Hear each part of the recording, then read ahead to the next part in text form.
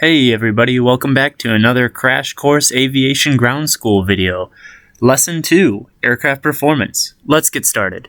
Aircraft performance is dependent on a variety of factors, like wind, temperature, configuration, altitude, etc. It's important to pay attention to the type of altitude someone is talking about, because there are a few.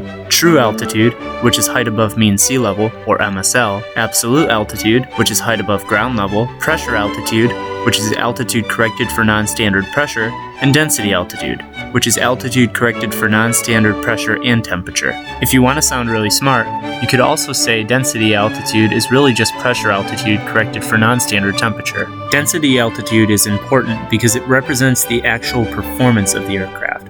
You might only be at 3,000 feet true altitude, but if it's really hot and the pressure is really low, you might actually have the same performance of flying a few thousand feet higher. Higher density altitudes mean lower performance. Here's a typical METAR. Notice the recorded pressure and temperature. Since 1 inch of mercury is roughly equal to 1,000 feet of pressure altitude, you can take the difference from the standard pressure and do some quick math to figure the actual pressure altitude. From there, you can use a flight computer, or a formula you probably won't remember, to calculate the density altitude. By the way, the standard pressure at sea level is 29.92 inches mercury, 14.7 psi, 1013.2 millibars, or 1 atmosphere. The standard temperature is 15 degrees Celsius or 59 degrees Fahrenheit.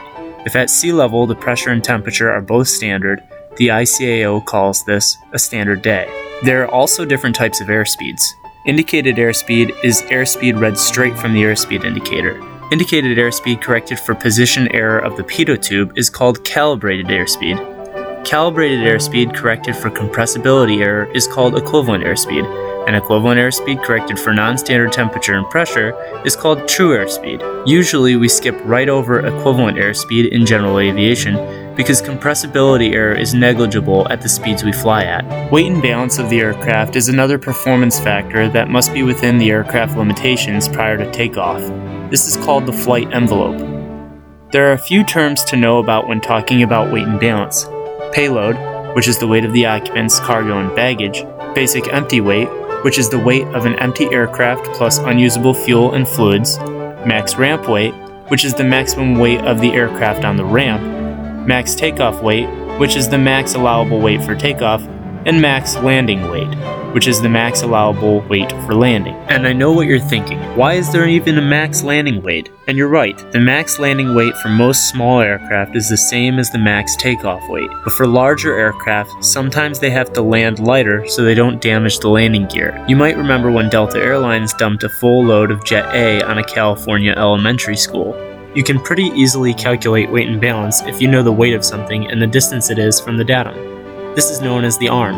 You can multiply the two of these to find the moment, sometimes given as a moment index. Avgas is also 6 pounds per gallon if you ever forget it. Total moment divided by total weight gives center of gravity location of the aircraft expressed in inches after the datum. This figure will show you exactly where the center of gravity falls within the flight envelope.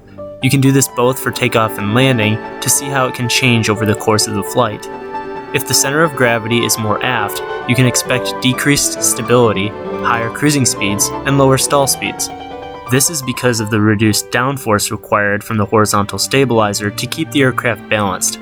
If the center of gravity is more forward, you can expect the opposite. Once you know the density altitude, wind conditions, and aircraft weight and balance, you can use your aircraft's performance charts in the pilot's operating handbook to figure out things like takeoff distance or true airspeed. Some of these charts are easier to read than others, but there are examples of how to use them in nearly every POH that I've seen. Pay close attention to the notes though. I've seen many questions on written exams that are specifically written with the idea in mind that you'll overlook them. And that just about covers everything you need to know about aircraft performance. That's all from me. If you enjoyed the video, please consider subscribing. If there's a topic you feel needs more attention, feel free to leave a comment below.